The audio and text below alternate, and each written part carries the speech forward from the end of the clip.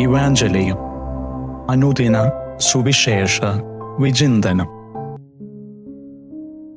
ഈശോ മിശിഹായ്ക്ക് സ്തുതിയായിരിക്കട്ടെ. ആണ്ടുവട്ടം 18-ാം വാരം തിങ്കളാഴ്ച. സുവിശേഷത്തിലൂടെ നമ്മുടെ ധ്യാന ചിന്തയായിട്ട് മാറുന്ന സുവിശേഷ ഭാഗം മത്തായി എഴുതിയ സുവിശേഷം 14-ാം അധ്യായം 13 മുതൽ 21 വരെയുള്ള വാക്യങ്ങൾ. യുണൈറ്റഡ് സ്റ്റേറ്റ്സ് ഓഫ് അമേരിക്ക 50 സ്റ്റേറ്റുകളുള്ള ഒരു രാജ്യം. 50 സ്റ്റേറ്റുകളുള്ള യുണൈറ്റഡ് സ്റ്റേറ്റ്സ് ഓഫ് അമേരിക്കയുടെ 27ാമത്തെ സ്റ്റേറ്റാണ് ഫ്ലോറിഡ സ്റ്റേറ്റ്. യുണൈറ്റഡ് സ്റ്റേറ്റ്സിൻ്റെയും സ്റ്റേറ്റ് ഓഫ് ഫ്ലോറിഡയുടെ മോട്ടോ ധ്യാന വിഷയമായി തീരേണ്ട ഒന്നാണ്.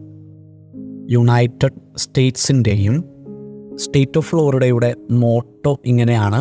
ആപ്തവാക്യം ഇതാണ്: ഇൻ ഗോഡ് വി ട്രസ്റ്റ്. ദൈവത്തിൽ ഞങ്ങൾ ആശ്രയിക്കുന്നു.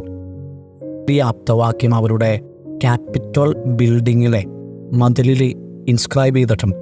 അവരുടെ കറൻസിയിൽ പ്രിൻ്റ് ചെയ്തിട്ടുണ്ട്. അവരുടെ കോയിൻസിൽ അത് പ്രിൻ്റ് ചെയ്യപ്പെട്ടിട്ടുണ്ട്.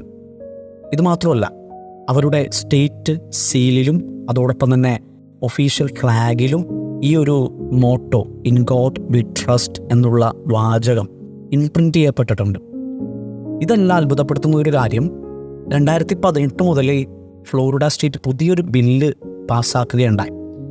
ഫ്ലോറിഡയിലെ എല്ലാ പബ്ലിക് സ്കൂളുകളിലും ഈ ഒരു ഇൻ ഗോഡ് വി ട്രസ്റ്റ് എന്നുള്ള ആപ്തവാക്യം മോട്ടോ അത് ഒരു കൺസ്പിക്യുവസ് പ്ലേസിൽ, അതായത് എളുപ്പത്തിൽ കാണാനും വായിക്കുവാനും പറ്റുന്ന ഒരു സ്ഥലത്ത് വലുതായിട്ട് എഴുതി വെക്കണമെന്നുള്ളത്.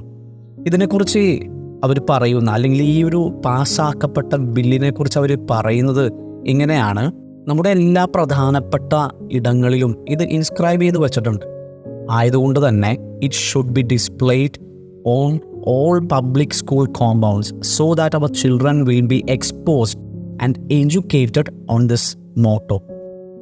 പ്രിയമുള്ളവരെ, ഇന്നു സുവിശേഷത്തിലൂടെ ഈശോ ദൈവത്തിൽ ആശ്രയിക്കേണ്ട ആത്മീയതയിലേക്ക് നമ്മളെ ഓരോരുത്തരെയും ക്ഷണിക്കുകയാണ്.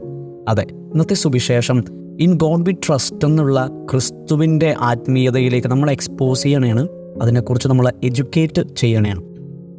ഒരു വിജനസ്ഥലത്തായിരിക്കുന്ന ഈശോ ആ വിജനസ്ഥലത്തുണ്ടെന്ന് അറിഞ്ഞ് കാൽനടയായിട്ട് ഒരുപാട് പേര് നടന്ന് ഈശോയുടെ അടുക്കലേക്ക് എത്തുകയാണ്. അവൻ അവരെ പഠിപ്പിക്കാൻ തുടങ്ങുന്നുണ്ട്. അവിടെ ഇടയിലെ രോഗികളെ സുഖപ്പെടുത്തുന്നതാണ്.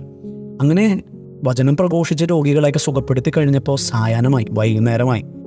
അതൊരു വിജനസ്ഥലമായതുകൊണ്ട് നേരവും വൈകിയിരിക്കുന്നതുകൊണ്ട് ആൾക്കാർക്ക് നന്നായി വിശക്കുന്നുണ്ടായിരുന്നു. ഈശോ ഉടനെ ശിഷ്യന്മാരോട് പറയുന്നുണ്ട്, നിങ്ങൾ അവർക്ക് ഭക്ഷിക്കാൻ കൊടുക്കുക. ശിഷ്യന്മാർ ഓരോ മുടന്ത ന്യായങ്ങൾ പറയുന്നുണ്ട്. സീരിയസ് ആയിട്ടുള്ള കാര്യമായിരുന്നു. ഗുരു, നമ്മളുടെ അടുത്തൊന്നുമില്ല, ഇത്രയും പേർക്ക് ഭക്ഷിക്കാൻ കൊടുക്കാൻ സാധിക്കുന്ന രീതിയിൽ നമ്മളൊന്നും വാങ്ങിച്ചിട്ടില്ല. ആയതുകൊണ്ട് ഇവരോട് തന്നെ ഇവിടെ നിന്ന് പോയി ഓരോരുത്തർക്കും ആവശ്യമുള്ള ഭക്ഷണം കഴിച്ച് തിരികെ വരാൻ വേണ്ടി നീ അവരോട് പറയുക എന്ന് പറഞ്ഞു. ഉടനെ ഈശോ ശിഷ്യന്മാരോട് ചോദിക്കുന്നത് ഇങ്ങനെയാണ്: നിങ്ങളുടെ അടുക്കൽ എന്തുണ്ട്? അവരന്വേഷിച്ച് പിടിച്ച് പറയുന്നു, ഇവിടെ ഒരു ബാലൻ്റെ അടുക്കൽ 5 അപ്പവും 2 മത്സ്യമുണ്ട്. ഈശോ പിന്നീട് അവരോട് പറയുന്നത് ഇങ്ങനെയാണ്: അവൻ പറഞ്ഞു, അത് എൻ്റെ അടുത്ത് കൊണ്ടുവരിക. പിന്നീട് നമ്മൾ കാണുന്നത് ജനത്തിനോട് പുൽത്തകടിയിൽ ഇരിക്കാൻ പറഞ്ഞിട്ട് ആ മീനും സ്വർഗത്തിലേക്ക് ഉയർത്തി വാഴ്ത്തി പ്രാർത്ഥിച്ച് വിഭജിച്ച് അവർക്ക് നൽകുന്ന ഈശോയെയാണ്. പ്രിയമുള്ളവരെ, ദൈവത്തിൽ ആശ്രയിക്കേണ്ട വലിയ നന്മയിലേക്ക് ഇന്ന് ഈശോ നമ്മളെ ഓരോരുത്തരെയും ക്ഷണിക്കുകയാണ്. എത്രമാത്രം നമ്മളുടെ ജീവിതത്തിൽ, നമ്മളുടെ ഹൃദയത്തിൽ ഇൻ ഗോഡ് വി ട്രസ്റ്റ്, എൻ്റെ ദൈവത്തിൽ ഞാൻ ആശ്രയിക്കുന്നു എന്ന് വിശ്വസിക്കുവാൻ നമുക്ക് സാധിക്കുന്നുണ്ട്. എത്രമാത്രം ഈ ഒരു ക്രിസ്തു ആത്മീയത നമ്മളുടെ ജീവിതത്തിലേക്കും ഹൃദയത്തിലേക്കും ആത്മാവിലേക്കും ചേർത്തു വെക്കാൻ നമുക്ക് സാധിച്ചിട്ടുണ്ട് എന്ന് ചിന്തിക്കാൻ ഈശോ നമ്മളെ ഓരോരുത്തരെയും ക്ഷണിക്കുകയാണ്. ശിഷ്യന്മാർ ഈശോയോടൊപ്പം നടന്നെങ്കിലും, ഒരുപാട് അത്ഭുതം കണ്ടെങ്കിലും, അവൻ്റെ വചനം ശ്രവിച്ചെങ്കിലും, ഈ ഒരു ദൈവത്തിൽ ആശ്രയിക്കുന്ന ആത്മീയത അവരുടെ ഹൃദയങ്ങളിലും ആത്മാവിലും ജീവിതത്തിലും പകർത്തുവാൻ അവർക്ക് സാധിച്ചിരുന്നില്ല. അതിനെക്കുറിച്ചാണ് ഈശോ അവരെ പഠിപ്പിക്കുന്നത്. അതിനെക്കുറിച്ച് ഈശോ പഠിപ്പിക്കുന്നു എന്നുള്ളതിൻ്റെ ഏറ്റവും വലിയ തെളിവാണ് ശേഷിച്ച അപ്പകഷ്ണങ്ങൾ 12 കുട്ട നിറയെ ശേഖരിച്ചു എന്നുള്ള വിവരണം. ഈ 12 കുട്ടകൾ നിറയെ ശേഖരിച്ചു എന്നതിൻ്റെ അടയാളം എന്ന് പറയുന്നത് ഈ ഒരു വിശ്വാസം, 12 പേരിലേക്കും ശിഷ്യന്മാരിലേക്കും ഈശോ പകർന്നു കൊടുത്തു എന്നുള്ള ഒന്നാണ്. പ്രിയമുള്ളവരെ, ജീവിതത്തിലെ ദൈവത്തിൽ ആശ്രയിക്കുന്ന വ്യക്തികളായിട്ട് മാറാൻ നമുക്ക് പരിശ്രമിക്കാം. യെശയ്യാ പുസ്തകം 41 അധ്യായം 10 തിരുവചനം: ഭയപ്പെടേണ്ട, ഞാൻ നിന്നോടുകൂടെയുണ്ട്. സംഭ്രമിക്കേണ്ട, ഞാനാണ് നിന്റെ ദൈവം. ഞാൻ നിന്നെ ശക്തിപ്പെടുത്തുകയും സഹായിക്കുകയും ചെയ്യും. എൻ്റെ വിജയകരമായ വലതുകൈ കൊണ്ട് ഞാൻ നിന്നെ താങ്ങി നിർത്തും.